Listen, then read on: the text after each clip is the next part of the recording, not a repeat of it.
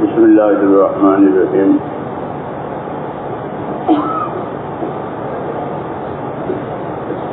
الحمد للہ نحمده ونستعینه ونستغفره ونؤمن به ونتوکل علیہ ونعوذ باللہ من شرور انفسنا ومن سیئات اعمالنا من يهده الله فلا مضل له ومن يضلل فلا هادي له ونشهد ان لا اله الا الله وحده لا شريك له ونشهد ان سيدنا ومولانا محمدا عبده ورسوله صلى الله تعالى عليه وعلى آله وصحبه وبارك وسلم تسليما كثيرا كثيرا.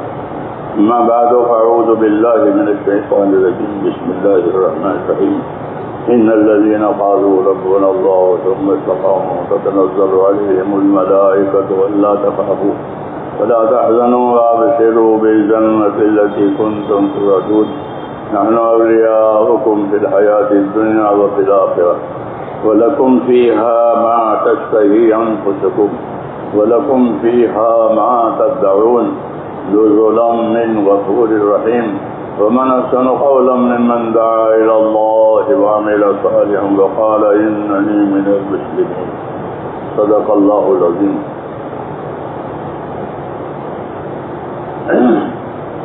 بزرگوں اور پیارے بھائیوں، دین کی باتوں کو دین کے کاموں کے لیے سنایا جاتا ہے، سنا جاتا ہے.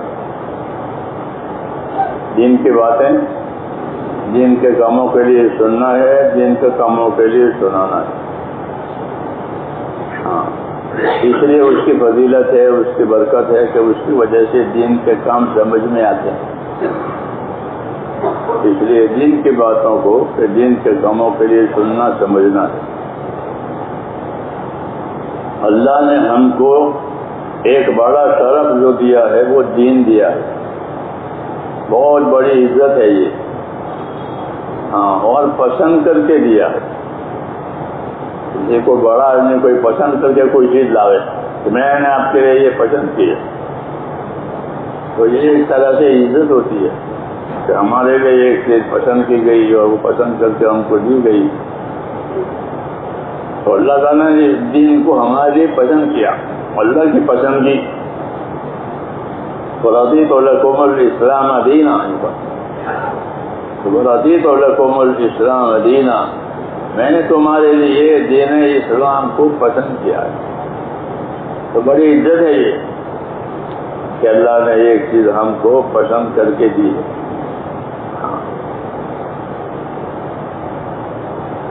جب اللہ تعالیٰ نے ہم کو پسند کر کے دی ہے یہ چیز، تو ہماری طرف سے بے دینی کبھی پسند نہیں کی جائے گی، کیونکہ ہم کو پسند کر کے دین دیا ہے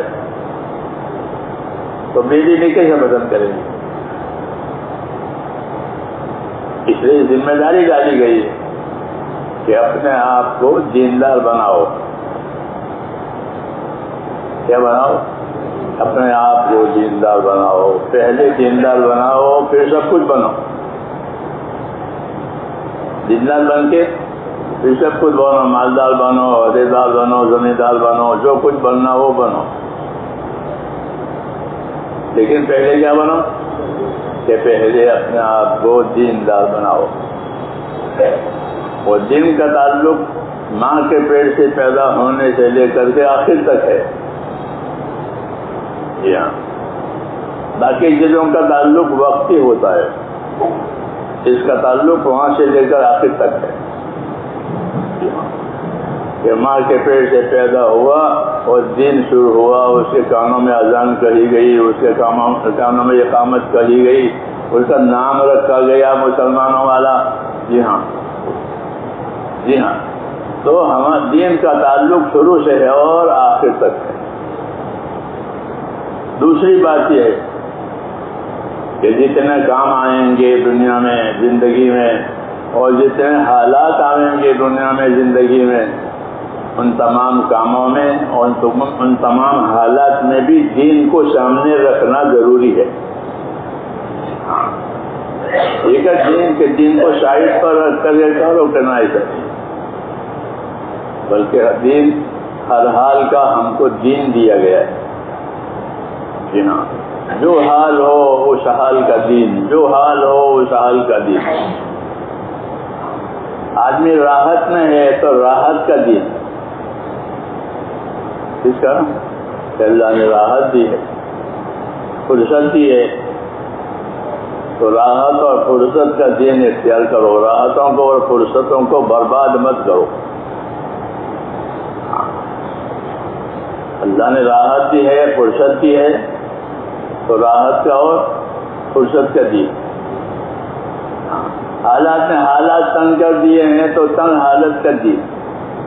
جیسے بیماری آ گئی تو بیماری میں بیماری کر دی۔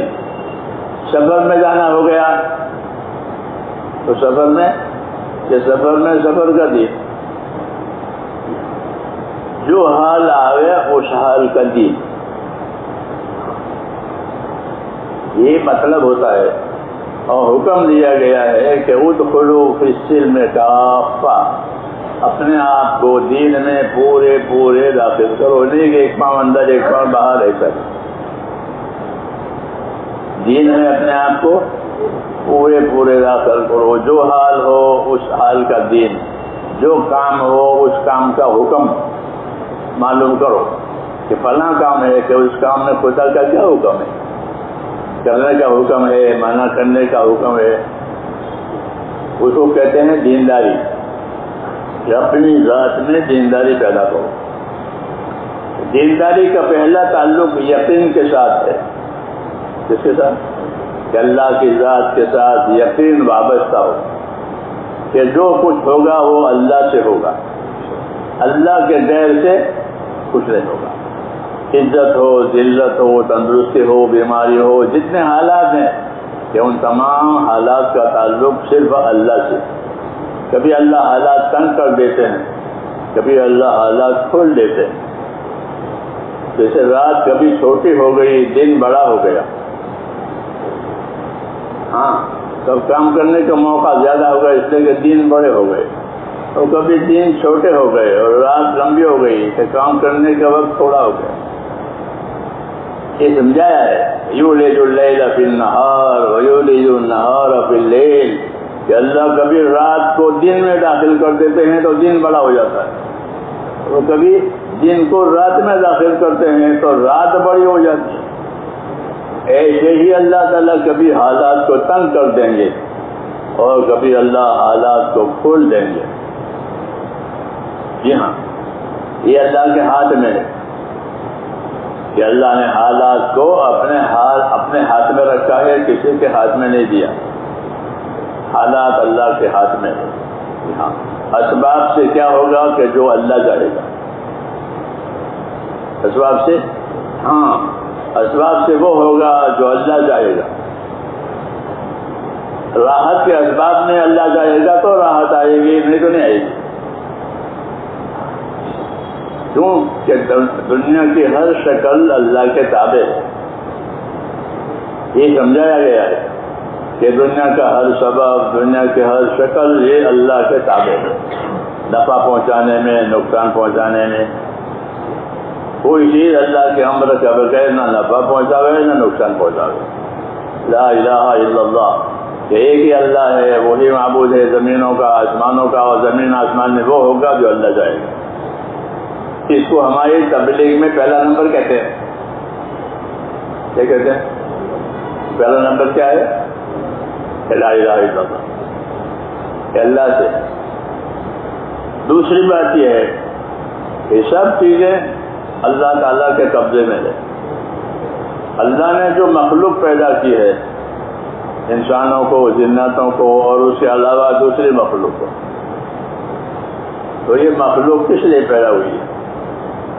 کہ اس مخلوق کو پیدا کر کے اللہ اپنی رحمت، اپنا کرم، اپنی بخشش ظاہر کرنا چاہتے ہیں۔ ہاں، کہ میں نے مخلوق اس لیے پیدا کی ہے کہ اپنا کرم، اپنی بخششیں ان پر ظاہر کرو۔ ہاں، مخلوق نہ ہو تو کس پر ظاہر کریں گے؟ اس لیے مخلوق پیدا کی ہے۔ ہاتھی کو پیدا کیا تو ہاتھی کو کھانا کون دے گا؟ کیسا دے گا؟ چڑیا کو پیدا کیا تو چڑیا کو کھانا کون دے گا؟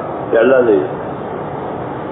ان کو کوئی اسباب نہیں دیے ہیں کمانے کے کھانے کے، پھر ان کو کھانا کون دیتا ہے؟ اللہ دیتا ہے۔ ہاں، وَكَأَيٍّ مِّن دَابَّةٍ لَّا تَحْمِلُ رِزْقَهَا اللَّهُ يَرْزُقُهَا، کہ کتنے جاندار زمین پر ایسے ہیں کہ وہ اپنے روزے اٹھائے کہ نہیں پھرتے، جیسے ہم لوگ اپنا ناشتہ لے کے جاتے، ناشتہ دان لے کے جاتے ہیں،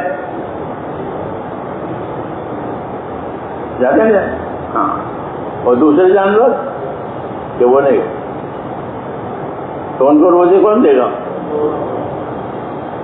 ان کے پاس کوئی سبب نہیں ہے۔ بعض جانور ایسے ہیں کہ ان کے پاس کوئی اس جسم کے اعضاء بھی نہیں ہے۔ مچھلی کے پاس ہاتھ ہے، پاؤں ہے، سانپ کے پاس ہاتھ ہے، پاؤں ہے، کچھ نہیں ہے، خالی منہ ہے کھانے کے لیے، بس کھانے کے لیے ان کو منہ دیا گیا بھائی، اور کوئی چیز نہیں دی۔ پھر ان کو روزی کون دے گا؟ یہ قدرت دکھائیے، یہ اللہ تعالیٰ کی قدرت ہے۔ اس لیے اللہ تعالیٰ کو ماننے کا مطلب یہ ہے کہ جو کچھ ہوگا وہ اللہ سے ہوگا، اس کی قدرت سے ہوگا، اس کے کرنے سے ہوگا۔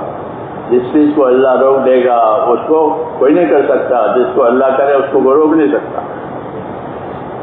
فرض نمازوں کے بعد یہ کلمات پڑھے جاتے ہیں، اللہم لا مانع لما اعطیت ولا معطی لما منعت،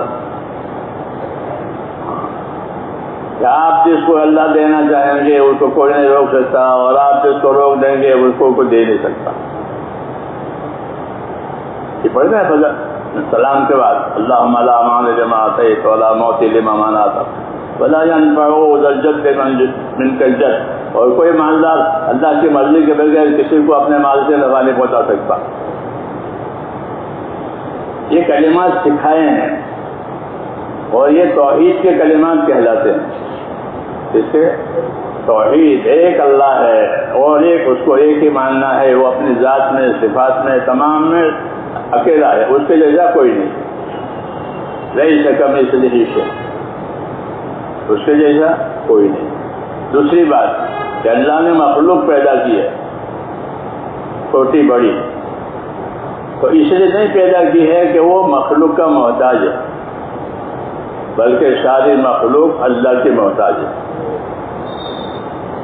اور مخلوق کو پیدا کر کے اللہ تعالیٰ اپنا کرم، اپنی بخشش ظاہر کرتے ہیں، یعنی ان کی حاجتیں پوری کرتے ہیں، ان کو راحتیں دیتے ہیں۔ ہاں، ہر مخلوق کو اس کی حاجت پوری کرتے ہیں، اس کو راحت دیتے ہیں، ورنہ مخلوق کے پاس کیا ہے؟ کچھ نہیں ہے۔ ہمارے پاس کیا ہے؟ آدمی پیدا کیسا ہوتا ہے کہ کچھ نہیں ہوتا اس کے پاس۔ ہاں، پھر سہارا دیا، حاکم کو حکومت دی، تاجر کو تجارت دی، مزدور کو مزدوری دی، ہاں، ماں باپ کو بیٹے دیے، اولاد دی، اور دینا ہی دینا ہے اللہ کے یہاں سے، کہ دینا ہی دینا ہے۔ کہ تمام مخلوق کو دینے کے لیے پیدا کیا ہے، ان سے لینا نہیں ہے۔ جیسے حکومتیں اپنی پبلک سے لیتی ہے، دنیا میں یہ دستور ہے کہ اپنی پبلک سے لو مختلف طریقوں سے، ہاں، اور اللہ کا معاملہ الٹا ہے کہ اپنے مخلوق کو دو، اللہ کا معاملہ ہے دینے کا، اس کو کرم کہتے ہیں۔ کیا کہتے ہیں؟ کہ اللہ ہمارے ساتھ اور مخلوق کے ساتھ اپنا معاملہ کرم سے کرتا ہے، کھاؤ پیو استعمال کرو۔ ہاں، بڑے بڑے جانور ہیں ان کو اللہ روزی دیتا ہے، چھوٹے چھوٹے جانور ہیں اللہ ان کو روزی دیتا ہے، چھوٹے بچے کو روزی دیتا ہے، وہ مانگ بھی نہیں سکتا بچہ، بچے کو ایک ہی سبق یاد ہوتا ہے، آپ سب کو ایک ہی سبق یاد تھا، کیا سبق تھا وہ؟ رونا۔ کون سا سبق؟ ایک سبق یاد کرایا تھا اللہ نے، وہ کیا؟ رونا۔ کوئی بات ہوئی تو روئے گا، بس، تو رونا سکھایا۔ یہ نظام ہے کہ رونے کی وجہ سے اس کی ساری ضرورتیں پوری ہوتی رہتی. بس رونا سکھا دیا، اور جب ضرورت پوری ہو گئی تو سونا سکھایا، پھر سو جائے گا. اچھا ہاں، رونا سونا دو کام سکھایا، اسی سے اس کی پرورش ہوتی ہے. کیا ہوتی ہے؟ اسی سے اس کی پرورش. یا رازق الطفل الصغیر، ہے وہ پروردگار جو چھوٹے بچے کو روزی دیتا ہے. وہ تو مانگتا بھی نہیں، جانتا بھی نہیں کہ مجھے کیا کھانا چاہیے. ہاں، تو اس کو روزی کون دیتا ہے؟ تو یہ سب باتیں میرے دوستوں اللہ کے صفت کرم کی ہے. یہ سب اللہ تعالیٰ کرتے. جنات ہو تو بھی، انسان ہو تو بھی، کوئی بھی جاندار ہو تو، کہ ان کی حاجتوں کا تعلق اللہ سے ہے، کہ اللہ ان کی حاجتیں پوری کرتے ہیں. کیوں؟ کہ وہ ان کا پروردگار ہے، وہ ان کا پالنے والا ہے. اس لیے پروردگار ہونے کے ناطے سے ان کی ساری ضرورتیں پوری کی جاتی ہیں. اور وہ ضرورتوں کو خود ہی اللہ پیدا کرتا ہے اور پوری بھی کرتا ہے.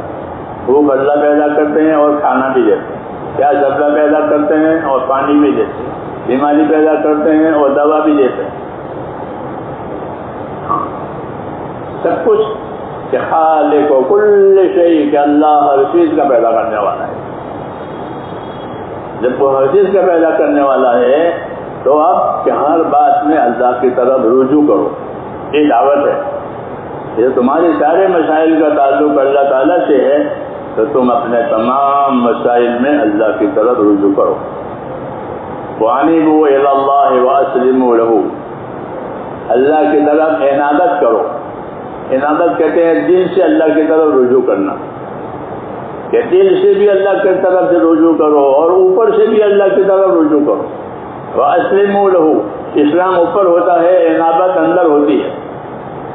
ہاں، کہ دل سے بھی اللہ کی طرف رجوع کرو، اوپر سے بھی اللہ کی طرف رجوع کرو. ہاں، کیوں؟ کہ تمہارے مسائل کو حل کرنے والا اللہ کے سوا کوئی نہیں. اس طرح حیات دینے والا کوئی نہیں ہے، موت دینے والا کوئی نہیں ہے. اس طرح حیات اور موت کے بیچ میں جتنے مسائل ہیں ان کا پورا کرنے والا بھی کوئی نہیں ہے سوائے. سمجھ میں آئی یہ بات؟ تو پھر جب سارے مسائل کا تعلق اللہ سے ہے تو اللہ سے کس طرح لیا جائے؟ اللہ سے کس طرح لیا جائے؟ زور بزور لے سکتے ہیں، چالاکی سے لے سکتے ہیں، چوری سے لے سکتے ہیں؟ نہیں لے سکتے. تو پھر کس طریقے سے لوگے؟ کہ اللہ سے لینا ایک ہی راستہ ہے، وہ عبادت کا راستہ ہے. کیا راستہ ہے؟ کہ اللہ سے لینا ہے تو عبادت سے لو. اللہ کی عبادت کرو، اللہ سے مراد لو. اللہ کی عبادت کرو، اللہ سے مراد لو. یہ سبق سنایا. ایاک نعبد و ایاک نستعین. اے اللہ تیری عبادت کریں گے تو اسے مدد دیں گے، تیری عبادت کریں گے تو اسے مدد دیں گے. یہ سبق دیا. جب اللہ سے لینا ہے تو کہ اپنے آپ کو اس کی عبادت میں لگاؤ. ہم اس کے محتاج ہیں، اللہ ہمارا محتاج نہیں ہے. اس لیے ہم کو عبادت کا سبق دیا. کیا سبق دیا؟ کہ اللہ سے لینے کے لیے، اللہ سے تعلق پیدا کرنے کے لیے، اللہ سے حالات بنانے کے لیے ہم کو عبادت دی ہے. عبادت کی ایک شکل دعا ہے، دوسری شکل اعمال ہے. عبادت کی ایک شکل دعا مانگنا بھی عبادت. پھر کچھ اعمال دیے ہیں، مال خرچ کرنے کے، جان خرچ کرنے کے، مال لگانے کے، جان لگانے کے اعمال. کہ مال ہے تو یہ اعمال کرو، جان دی ہے، تندرستی دی ہے تو یہ اعمال کرو. کہ ان اعمال کے ذریعے سے بھی اللہ سے لوگے اور دعا کے ذریعے سے بھی اللہ سے لوگے. لینے والے بندے ہوں گے، دینے والا اللہ ہوگا. یہ معاملہ رکھا ہے کہ اللہ دینے والا اور بندے، اور اللہ اس آدمی سے خوش ہوتا ہے جو اللہ سے مانگے. آپ کے دروازے پر یا آپ کی دکان پر فقیر آئے تو آپ کو اچھا نہیں لگتا، تو آگے جاؤ آگے جاؤ کہتے ہیں. فقیروں کو کیا کہتے ہیں؟ آگے جاؤ. ہاں، اچھا نہیں لگتا مانگنے والا آدمی کو. اور اللہ تعالیٰ کو مانگنے والا اچھا لگتا ہے کہ مجھ سے مانگو میں دوں گا. کہ اللہ سے مانگو، کیا مانگو؟ کہ ہر چیز مانگو. نمک کی ضرورت ہے تو پہلے اللہ سے مانگو. چپل کی پٹی ٹوٹ گئی ہے تو پہلے اللہ سے کہو. یہ تعلیم دی ہے کہ میری چپل کی پٹی ٹوٹ گئی ہے، اللہ میری مدد فرما. ہاں، کہ وہ چھوٹی بڑی چیز اللہ سے مانگو. کہ اسے اللہ تعالیٰ خوش ہوں گے کہ اللہ سے مانگنا یہ اللہ کی عبادت ہے. تو دعا بھی اللہ کی عبادت ہے، اور دعا کے علاوہ جو اعمال ہم کو دیے ہیں وہ بھی عبادت ہے. اور یہ عبادت اس لیے نہیں ہے کہ اللہ محتاج ہے، بلکہ اس عبادت کے ذریعے سے ہمارے لیے مدد آئے گی. ایاک نعبد و ایاک نستعین، یا اللہ تیری عبادت کریں گے تو اس سے مدد لیں گے، تیری عبادت کریں گے تو اس سے مدد لیں گے. تو اللہ سے مدد لینے کا ایک ہی راستہ ہے، وہ ہے کہ اس کی عبادت کی جائے. اس لیے اللہ نے ہم کو عبادت کی قبولیت کے لیے ایمان دیا. کیا دیا؟ کیونکہ جس کے پاس ایمان نہیں ہوگا اسی کو عبادت قبول نہیں. کافر کی کوئی عبادت قبول نہیں، کافر کی کوئی عبادت قبول نہیں. کیونکہ ایمان نہیں ہے، وہ اللہ کا منکر ہے، تو اس کی کوئی عبادت قابل قبول نہیں ہے. ہاں، تو عبادت کے قبول ہونے کے لیے ہم کو اللہ نے ایمان دیا ہے، لا الہ الا اللہ محمد رسول اللہ. جب یہ کلمہ پڑھ کے اللہ سے تعلق پیدا ہو گیا، اب آپ کی ہر چیز قابل قبول ہے. آپ خطا کریں گے اور توبہ کریں گے تو توبہ بھی قبول ہے اور خطا بھی معاف ہے. توبہ قبول، خطا معاف. کتنا بڑا نظام ہے کہ توبہ قبول اور خطا معاف.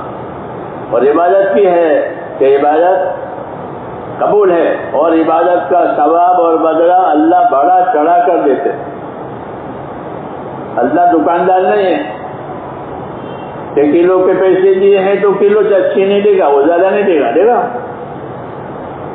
آپ نے کلو کے پیسے دیے ہیں تو وہ کلو چینی دے گا، کیونکہ وہ بیپاری ہے، نفع کمانا چاہتا ہے. اللہ بیپاری نہیں ہے، بلکہ اللہ کرم کرنے والا ہے. کیا کرنے والا ہے؟ اسے اللہ تعالیٰ اپنے بندوں کے ساتھ کرم کا معاملہ کرتے ہیں. اور کرم کے معاملے میں یہ ہے کہ سزا تو اتنی دیں گے جتنا گناہ ہے. سزا کتنی دیں گے؟ جزاء سیئۃ سیئۃ بمثلھا، کہ بدی کی سزا اتنی ہوگی جتنی بدی ہے، گناہ کی سزا اتنی ہوگی جتنا گناہ ہے. لیکن گناہ نہیں ہے، نیکی ہے. تو کہ وَإِن تَكُ حَسَنَةً يُضَاعِفْهَا وَيُؤْتِ مِن لَّدُنْهُ أَجْرًا عَظِيمًا. اگر نیکی ہے تو یہ نیکی ہے تو اللہ تعالیٰ اس نیکی کو بڑھائیں گے.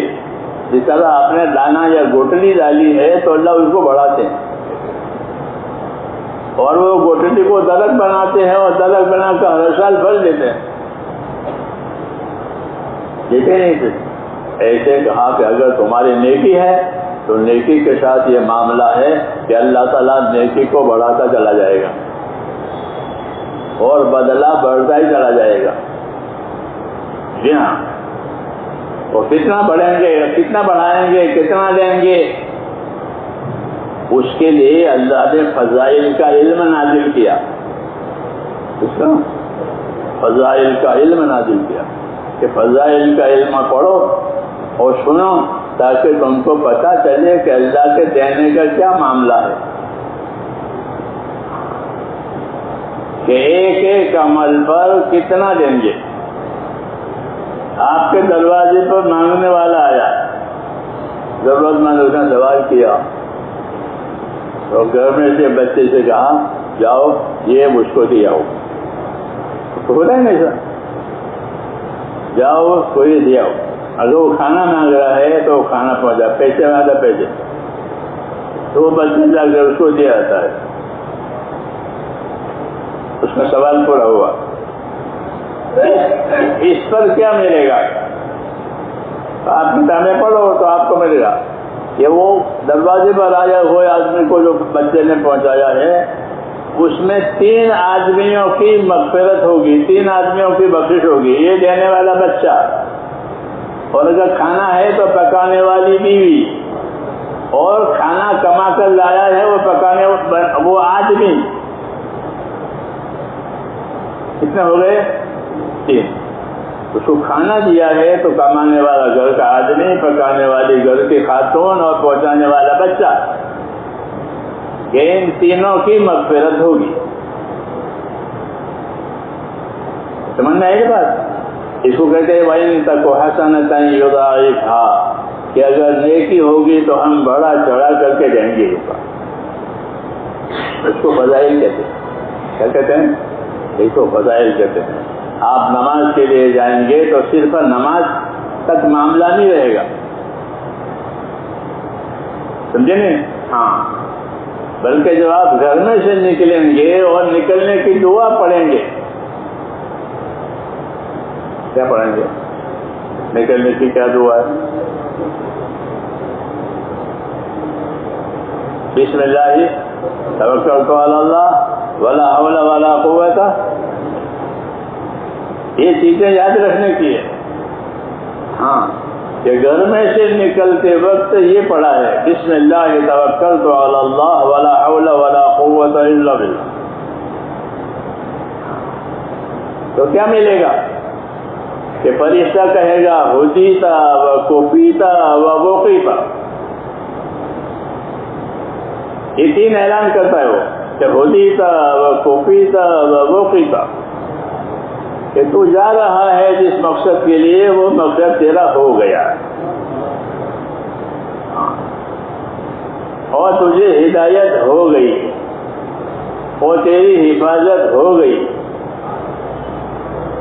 یہ 3 انعام فرشتہ کہے گا اس دعا کی برکت سے کہ تجھے ہدایت ہو گئی، تیرا مقصد پورا ہو گیا، اور تیری حفاظت بھی ہو گئی. یہ مثال ہے کہ سنت طریقے پر گھر سے نکلنا. پھر اگر مسجد میں جا رہا ہے تو ہر قدم پر ایک نیکی ملے گی، ایک خطا معاف ہوگی، ایک درجہ بلند ہوگا. مسجد تک آپ کسی دفتر میں جانے ہیں تو ایسا نہیں ہوگا کہ آپ کو ہر قدم پر کچھ دیتے ہیں کچھ. ہاں، ہر قدم پر کچھ نہیں ملے گا. اور مسجد میں نماز کے لیے گئے ہیں، ابھی نماز شروع نہیں ہوئی، نماز کا انتظار ہے تو آپ کو انتظار پر بھی دیں گے. ہاں، دنیا میں انتظار پر کچھ نہیں ملتا، ویٹ کرو، یوں کا انتظار کرو گا. یہ مثال ہے کہ اللہ کا کام اور اللہ کا معاملہ دینا ہی دینا ہے. کوئی اللہ سے لینے والا ہو جائے. اس لیے اللہ کے دین کو سمجھانے کے لیے اللہ تعالیٰ نے فضائل کا علم اتارا ہے. کیا اتارا ہے؟ فضائل کا علم اتارا ہے. کہ فضائل کا علم یاد ہوگا تو اللہ سے لینے والا بنے گا. ہاں، کہ اس وقت میں اللہ یہ دے گا، اس وقت میں اللہ یہ دے گا. جی ہاں، مناظر آزاد رحمۃ اللہ علیہ فرماتے تھے کہ فضائل کا علم مقدم ہے. فضائل کا علم مقدم ہے، یعنی فضائل کے علم کو پہلے لینا چاہیے تاکہ فضیلتیں معلوم ہو جائے.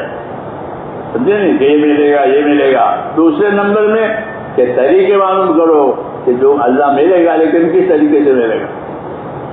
طریقے ہوتے ہیں نا ہر چیز کے. ہاں، تو طریقوں کا معلوم کرنا اس کو شریعت کہتے ہیں. کیا کہتے ہیں؟ شریعت. حضور صلی اللہ علیہ وسلم کو شریعت بھی دی گئی ہے، فضیلت بھی دی گئی ہے. شریعت کہتے ہیں طریقوں کو کہ نماز کا یہ طریقہ ہے، زکوٰۃ کا یہ طریقہ ہے، اس کو شریعت کہتے ہیں. ثم جعلناک علی شریعۃ من الامر فاتبعوها. ہم نے آپ کو ایک شریعت پر، ایک طریقے پر قائم کیا ہے، آپ اس کے پابند ہوئے. تو ہماری ذمہ میرے دوستو ایک تو طریقوں کا پابند ہونا ضروری ہے کہ اس کام کا کیا طریقہ ہے. ہر کام کے طریقے ہوتے ہیں. جیسے وضو کرنے کا طریقہ ہے، نماز پڑھنے کا طریقہ ہے، مسجد میں داخل ہونا، مسجد میں نکلنا، جوتا اتارنا، جوتا پہننا، ہر چیز کے طریقے دیے ہیں. مسلمان وہ ہے جو طریقوں پر چلے. اگر طریقوں پر نہیں چلے گا تو جہالت پر چلے گا، خواہشات پر چلے گا. ہاں، اسے ہم کو طریقے دیے گئے ہیں، اور طریقے سمجھانے کے لیے رسول آیا ہے. اللہ حکم دے گا، نبی طریقہ بتائے گا. اللہ حکم دے گا، نبی طریقہ بتائے گا. یہ طریقہ ہے. اللہ کیا دیں گے؟ حکم دیں گے نماز قائم کرو. اللہ نے تو اتنا ہی کہا یقیموا الصلاۃ، نماز قائم کرو. آگے نہیں ہے 4 رکعت پڑھو، 3 رکعت پڑھو، 2 رکعت پڑھو. آگے نہیں ہے قرآن شریف میں ہے نہیں. تو حکم ہے کہ نماز قائم کرو. پھر حکم کو کیسے پورا کریں گے؟ کہ حکم کو پورا کرنے کے لیے طریقے دیے گئے، اور وہ طریقے نبی بتائے گا. سمجھے؟ ہاں، ضرورتوں کے بھی طریقے بتائے، عبادتوں کے بھی طریقے بتائے. کھانا کیسے کھاؤ گے، کپڑا کیسے پہنو گے، کپڑا کیسے اتارو گے، کیسے کماؤ گے، کیسے خرچ کرو گے، ان سب کے طریقے بتائے، کیونکہ وہ ہماری ضرورت سے تعلق ہے. پھر دوسرا ہماری عبادت ہے، تو عبادت کے بھی طریقے بتائے حضور صلی اللہ علیہ وسلم. تو نبی بھیجا جاتا ہے میرے دوستوں طریقے بتانے کے لیے. حکم تو اللہ دیں گے کہ پوشاک پہنو. کیا پہنو؟ پوشاک پہنو. یہ حکم اللہ کا ہے کہ کیسے پوشاک پہنو؟ کہ جو تمہارے بدن کے عیب کو چھپاوے اور تمہارے بدن میں رونق پیدا کرے. کیا پیدا کرے؟ کہ تمہارے بدن میں رونق پیدا کرے اور تمہارے بدن کے عیبوں کو چھپاوے. ایسا لباس پہنو. یہ مثال دی میں. ہاں، بدن کے جو حصے ہیں ظاہر کرنے کے قابل نہیں ہے کہ ان کو چھپاؤ. مردوں کے لیے الگ ہے، عورتوں کے لیے الگ ہے. لباس کے لیے حکم دیا. تمہارے لیے ہم نے لباس اتارا ہے. اللہ کہتے ہیں اللہ نے لباس پیدا کیا، اللہ نے روزی پیدا کی، پھر اس کے طریقے بتائے. اس کو کہتے ہیں دین. دین میں حکم ہے، طریقے ہیں. حکم ہے، طریقے ہیں. ایمان کے بعد پہلے ایمان ہے، پھر حکم ہے، پھر طریقے. اس لیے پہلے ایمان ہے لا الہ الا اللہ محمد رسول اللہ. اللہ کو اللہ ماننا، رسول کو رسول ماننا. جن باتوں کو ماننے کے لیے کہا ان کو ماننا، یہ ہوا ایمان. پھر جن باتوں کے کرنے کا حکم دیا ہے ان کو کرنا، اور اس طرح کرنا کہ کرنے میں 2 باتیں سامنے رکھو. کتنی باتیں؟ وہ 2 کون سی؟ کہ ایک جو عمل کر رہے ہو اس کی فضیلت تم کو یاد ہو، اور جو عمل کر رہے ہو اس کا طریقہ معلوم ہو. یہ 2 کہ تم جو عمل کر رہے ہو اس کی فضیلت تم کو معلوم ہو. جیسے تاجر کوئی بھی آئٹم بیچتا ہے تو وہ جانتا ہے یہ کتنے میں آئی ہے، کتنے میں جا رہی ہے. کہ یہ کپڑا آیا ہے اتنا اور ہمارے پاس سے اتنے میں جا رہا ہے. اصل قیمت کیا ہے، نفع کیا ہے. یہ دونوں باتوں کو تاجر جانتا ہے. مزدور مزدوری کرتا ہے تو وہ جانتا ہے کہ میری مزدوری پر مجھ کو یہ ملنے والا ہے. بتائیں. تو ایسے مسلمان کو بھی یہ جاننا ضروری ہے کہ مجھ کو میرے عمل پر اللہ یہ دینے والے. جب اس کو یہ معلوم ہوگا تو وہ اپنے عمل کی قدر بھی کرے گا اور عمل کو پورا بھی کرے گا. کہ اللہ کے دینے کا معاملہ یہ ہے کہ اللہ ذرے ذرے پر دیں گے، کلو پر اور ٹنوں پر نہیں، ذرے پر دیں گے. عائشہ صدیقہ رضی اللہ تعالیٰ عنہا نے ایک آدمی کو یا ایک بچے کو انگور کا ایک دانہ دیا، انگور. تو اس کو وہ دانہ کم معلوم ہوا کہ ام المومنین نے مجھ کو یہ دانہ دیا.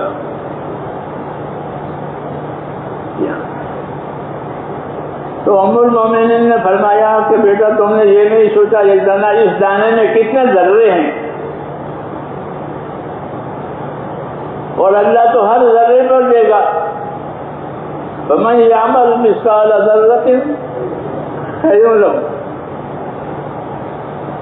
ایک ذرے کے برابر بھی کوئی نیکی کرے گا تو اس کو اس کا پھل ملے گا. کہ تم نے ایک دانے کو دیکھا ہے، ایک ذرے کو نہیں دیکھا. ہم جب کہ اس دانے میں کتنے ذرے ہیں، اس کو فضائل کہتے ہیں. کیا کہتے ہیں؟ کہ اللہ تو دانوں پر نہیں ذروں پر دیں گے.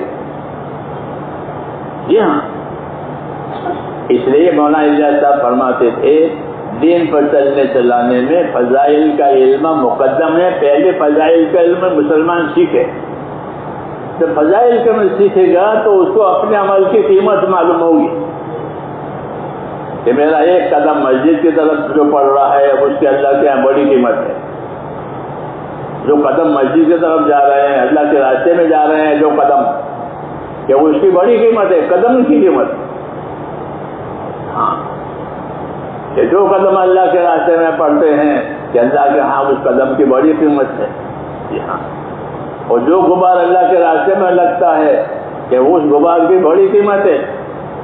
کہ جو غبار قدموں پر لگا اب ان کو آگ نہیں پہنچے گی، یہ آگ سے بچ جائیں گے. کیوں کہ اللہ کے راستے میں ہے اور اللہ کے راستے کے اس کا غبار ان کے اوپر پڑا ہے. تو یہ سب فضائل کہلاتے ہیں. فضائل اصل اعمال کے بھی دیے ہیں، اور اصل اعمال کے لیے جو راستے اختیار کیے جائیں گے اس کے بھی فضائل دیے. تو صرف نماز کی فضیلت نہیں ہے. نماز کی فضیلت تو ہے ہی.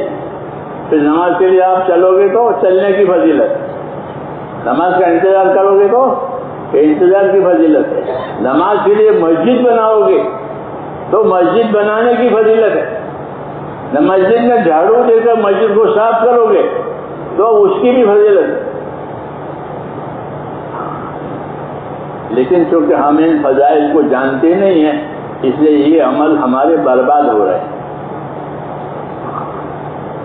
کیوں؟ تمہیں قیمت ہی نہیں معلوم ہے. جس چیز کی قیمت معلوم ہوتی ہے اس کو آدمی برباد ہونے نہیں دیتا.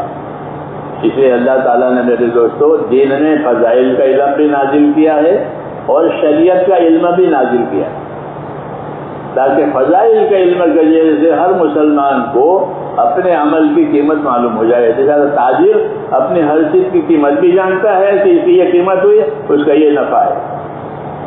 تو ایسے ہی ہر مسلمان اپنے عمل کی قیمت جانے.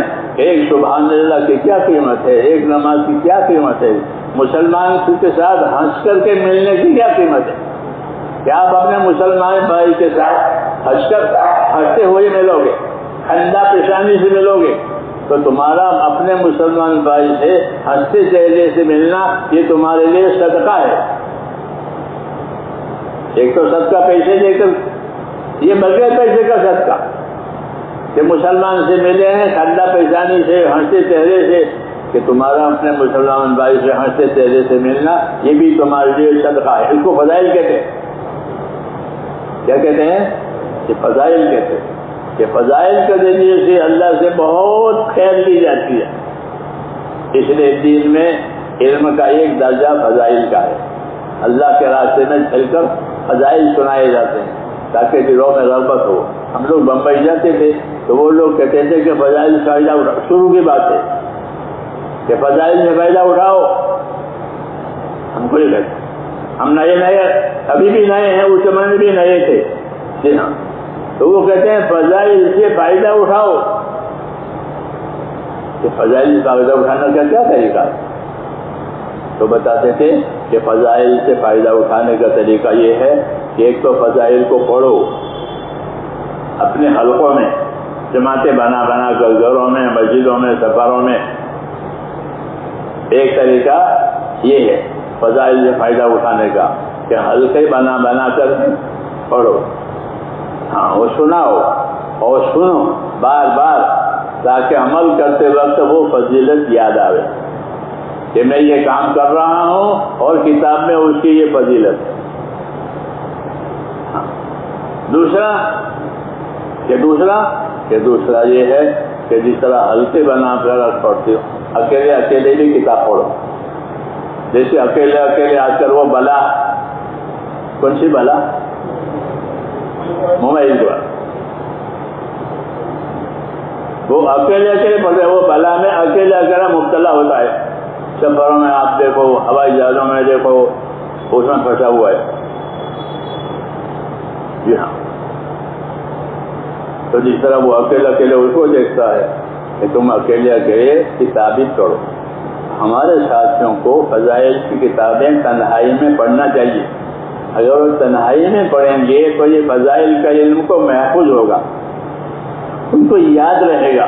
پھر دعوت دیتے وقت وہ فضیلت سناوے, نہیں تو دعوت دے کر اپنے دماغ سے باتیں کرتے ہیں.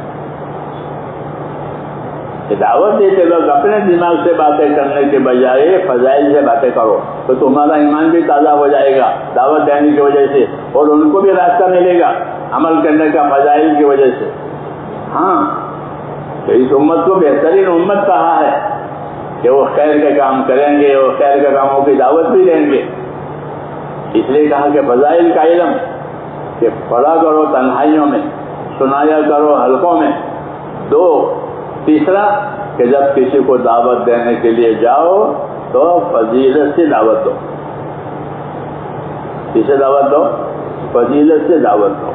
کہ بھائی تو ہمارے ساتھ مسجد میں چلے گا تو تجھے ہر قدم پر ایک نیکی ملے گی, ایک گناہ معاف ہوگا, ایک خطا معاف ہوگی. اور تو مسجد میں جائے گا تو تو جب مسجد میں جائے گا تو اللہ کا مہمان بنے گا.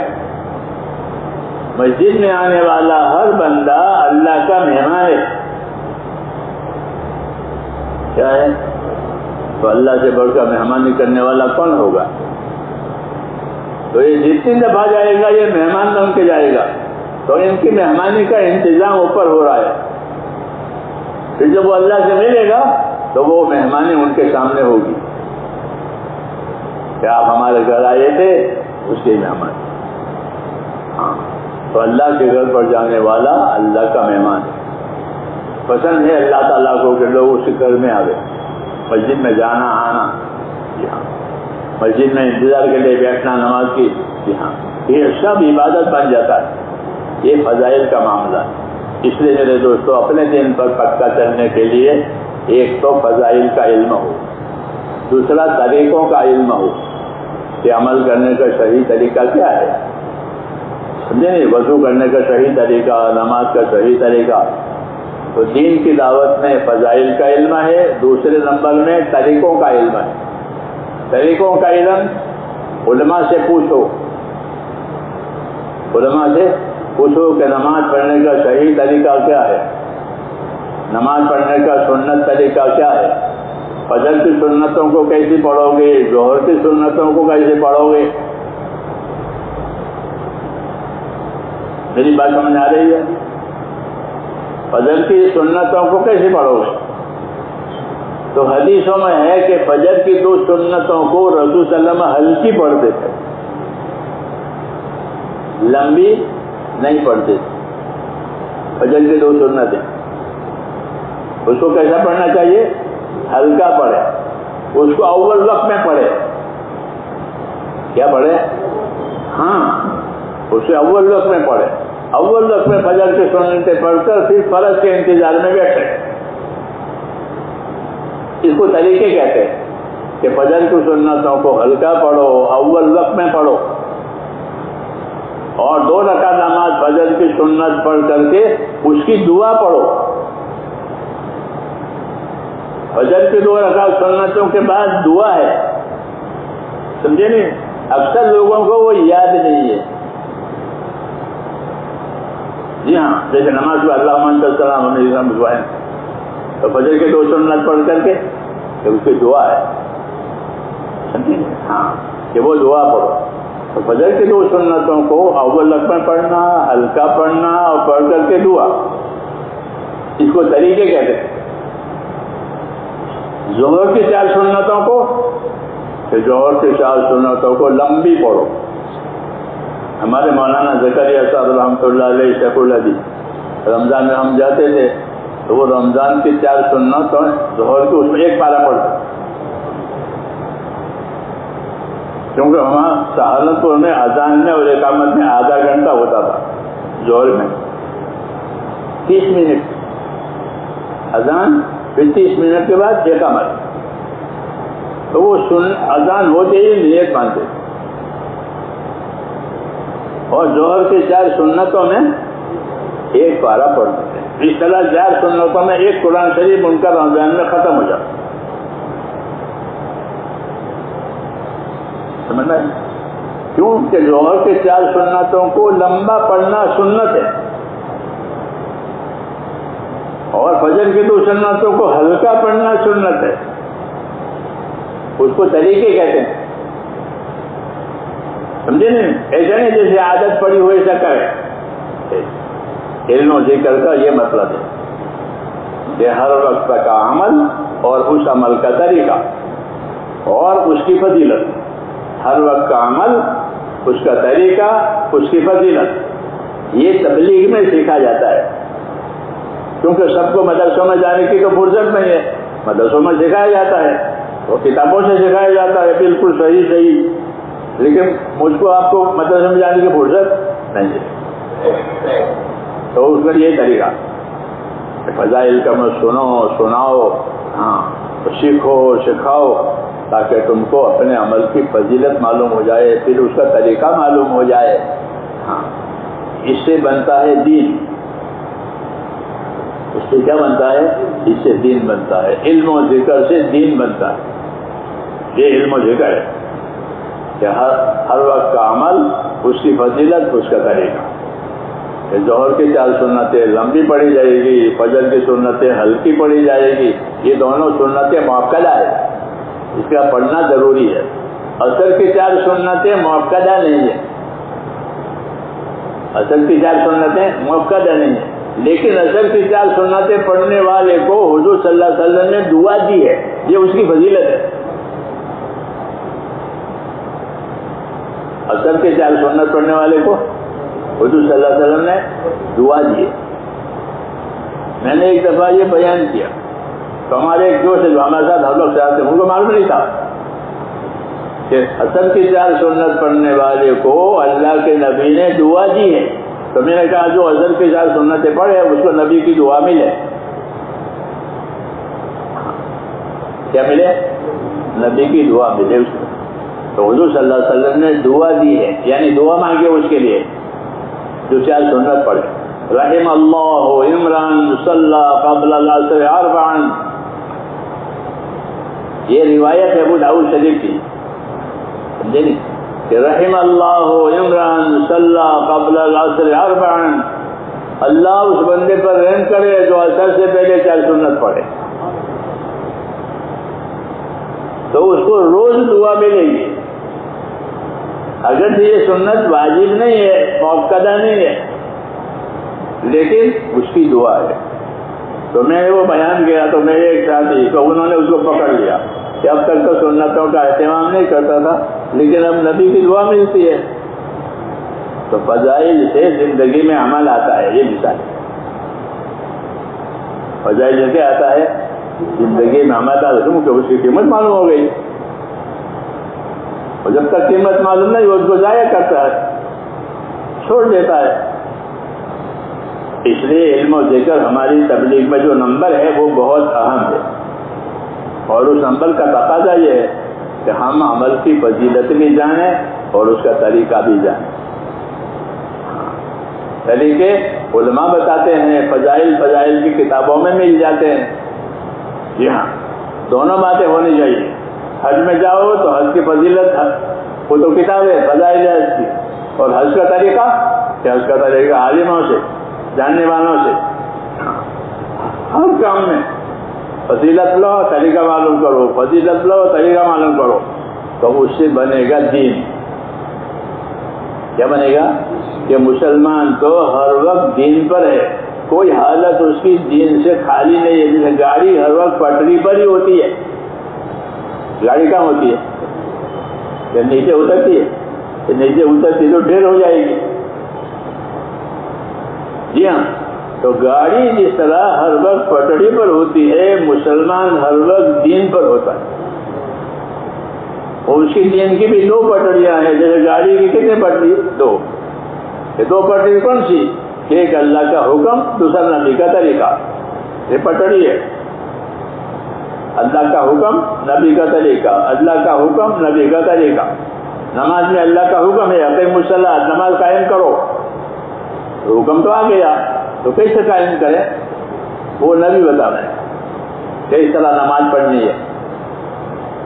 یہ 2 پٹڑی، حکم طریقہ، حکم طریقہ، اس کو کہتے ہیں علم و ذکر۔ تو علم و ذکر ایسا ہے جیسے ریل کی پٹری، پٹری کے بغیر ریل نہیں ہے. ہاں، جہاں ریل ہوگی وہاں پٹری ہوگی. اس طرح جہاں مسلمان ہوگا تو اس کی زندگی میں علم و ذکر ہوگا، کہ مسلمان کی زندگی علم و ذکر پر چلتی ہے. ساری دنیا میں علم و ذکر پھیلے، اس کے لیے دعوت کا کام دیا کہ پھرو اور علم و ذکر کو حرکت میں لاؤ. مسجد میں داخل ہونے کی کیا فضیلت ہے، بستی میں داخل ہونے کی کیا فضیلت ہے، مسجد میں داخل ہونے کا کیا طریقہ ہے، بستی میں داخل ہونے کا کیا طریقہ ہے. تو اس کو حرکت دی ہے کہ حرکت کے ذریعے سے زندگی میں اللہ کے حکم آئیں گے، اس کی فضیلتیں آئیں گی، اس کے طریقے آئیں گے. اس لیے کہا ایک صبح شام اللہ کے راستے میں نکل جانا دنیا مافیا سے بہتر ہے. ایک صبح شام اللہ کے راستے میں نکل جانا مافیا. اور اللہ کے راستے میں نکل کر محنت کرنے والوں کی دعائیں ایسی قبول ہوتی ہے جیسے نبیوں کی قبول ہوتی ہے. کہ اللہ کے راستے میں نکل کر محنت کرتے ہیں، سیکھتے ہیں، سکھاتے ہیں، چلتے ہیں، دوسروں کو چلاتے ہیں، دعوت دیتے ہیں. کہ ان محنت کرنے والوں کی دعائیں اللہ ایسے قبول کرتا ہے جسے نبی کی دعا قبول. بڑی فضیلت ہے اور بڑی برکت ہے. لیکن فضائل نہیں جانیں گے تو پھر ایک رواجی طور پر چلنا چلانا ہوگا، اور فضائل جانو گے تو ہاں اس کا نتیجہ معلوم ہوگا، آگا پیچھا معلوم ہوگا. اس لیے کہتے ہیں علم و ذکر کے ساتھ پھرو. اس کے ساتھ ہاں کہ فضائل کا علم بھی ہو، طریقوں کا علم بھی ہو، پھر اس پر عمل بھی ہو، تو اسے زندگی بنے گی دین والی. اللہ نے کامیابی دین میں رکھی ہے، بے دینی میں کوئی کامیابی نہیں ہے. چاہے حاکم بنے، چاہے تاجر بنے، چاہے زمیندار بنے، چاہے مزدور بنے، لیکن دین نہیں ہے کہ کوئی کامیابی نہیں. اور دین ہے تو کہ پھر کامیاب ہے. چاہے غریب ہو، چاہے غریب ہو پھر کامیاب ہے. بیمار ہو تو بھی کامیاب ہے.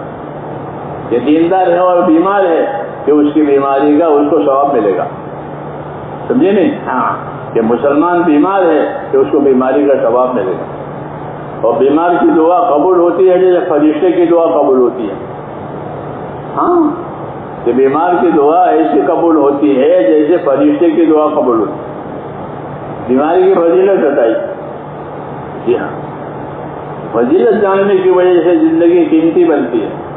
اسے کہتے ہیں اللہ کے راستے میں نکلو اور فضائل کا علم بھی حاصل کرو، اپنا عمل بھی کرو، دوسروں کو بھی دعوت دو، تبھی زندگی علم و ذکر پر آ جائے گی. تو ریل پٹڑی پر آ گئی، وہ ہزاروں میل جائے گی،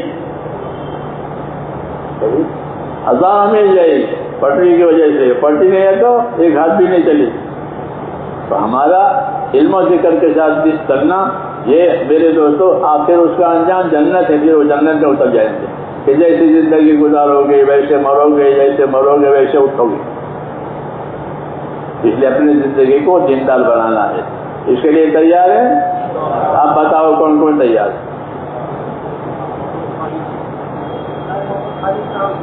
ماشاء اللہ. 4 مہینے یہ پہلا قدم ہے. 4 مہینے پہلا قدم، پہلی سیڑھی.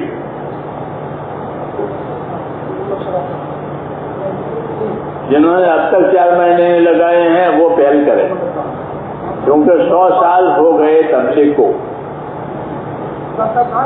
جی ہاں، 1924 سے شروع ہوئی، 100 سال پورے ہو گئے. 100 سال ہوئے، ابھی 4 مہینے نہیں ملے.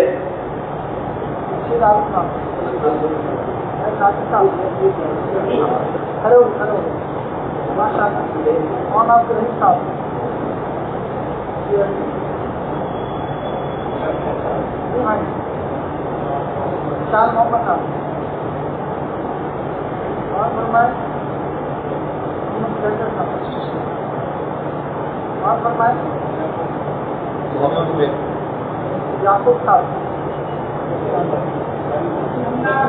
مدثر احمد صاحب، عبد الرحمان صاحب، محمد عبید، عثمان صاحب، اللہ صاحب، احساس صاحب ناصر اور فرمائے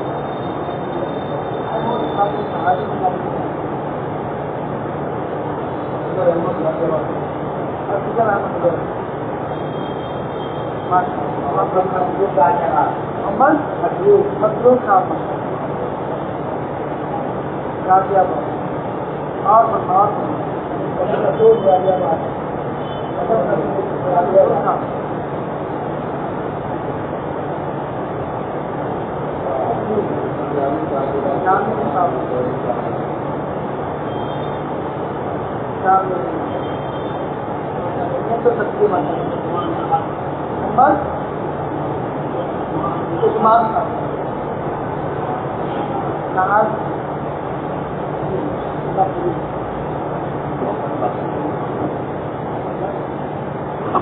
جن حضرات کے اوقات باقی ہیں وہ آگے تشریف لے آئیں، اور جو جماعتیں روانگی والی ہیں، واپسی والی ہیں، وہ 10 بجے سے پہلے اپنی تمام ضروریات سے فارغ ہو کر یہاں تشریف لے آئیں۔ روانگی والوں سے روانگی کی بات ہوگی، واپسی والوں سے واپسی کی بات ہوگی۔ اور آج جمعے کا مبارک دن ہے، جمعے کی سنتیں غسل کرنا ہے، رات تسبیح پڑھنی ہے، درود شریف کثرت سے پڑھنا ہے، سورہ کہف پڑھنا ہے، ان اعمال کا بھی اہتمام کریں۔ اب اپنی ضروریات سے فارغ ہو جانا، اشراق پڑھ لیں، اور 10 بجے سے پہلے اپنی تمام ضروریات سے فارغ ہو کر یہاں تشریف لے آئیں۔ جن حضرات کے اوقات باقی ہیں وہ آگے تشریف لے آئیں، ان کی ترتیب بننی ہے۔ سبحان اللہ و بحمدہ، سبحانک اللہم و بحمدک، اشہد ان لا الہ الا انت۔